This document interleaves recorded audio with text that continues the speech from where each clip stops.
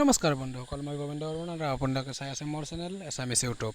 বন্ধুসকল, আজি মই আপোনালোকক ক'ম যে আপোনালোকে 4G বাই বাই ক'ব লাগিব এতিয়া, আৰু এতিয়া 5G ৱেলকাম কৰিব লাগিব ক'ব লাগিব। কাৰণ পতঞ্জলীয়ে আগবঢ়াইছে, বাবা ৰামদেৱে আগবঢ়াইছে আমালৈ 5G মোবাইল আৰু 5G চিম।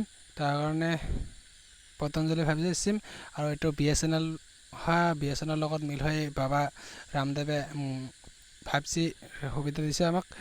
আৰু এইটো আজিয়ে ওলাইছে, মানে আজি নিউজত দিছে যে বাবা ৰামদেৱে 5G চিম ওলাইছে। তো এই অসুবিধা এটা আছে কি, এতিয়া আমাৰ সাধাৰণ মানুহৰ কাৰণে 5G চিমটো দিয়া নাই, কেৱল পতঞ্জলিৰ কৰ্মচাৰীসকলেহে এইটো চিম ইউজ কৰিব পাৰিব।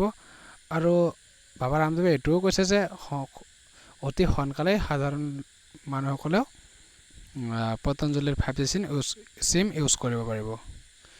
আৰু পতঞ্জলি মোবাইল ফোন, এটা পতঞ্জলি মোবাইল ফোনো আহিব, আৰু এইটো 5G মোবাইল, আৰু এইটোত আপুনি দুটা চিম ইউজ কৰিব পাৰিব, এটা পতঞ্জলিৰ চিম আৰু এটা আপুনি বেলেগ চিম ইউজ কৰিব পাৰিব।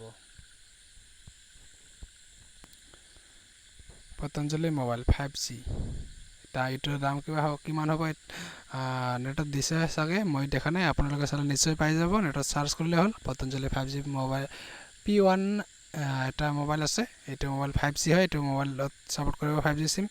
আৰু পতঞ্জলি চিমখন চব মোবাইলতে ছাপোৰ্ট কৰিব নেকি, এইটো মই বিশেষ নাজানো।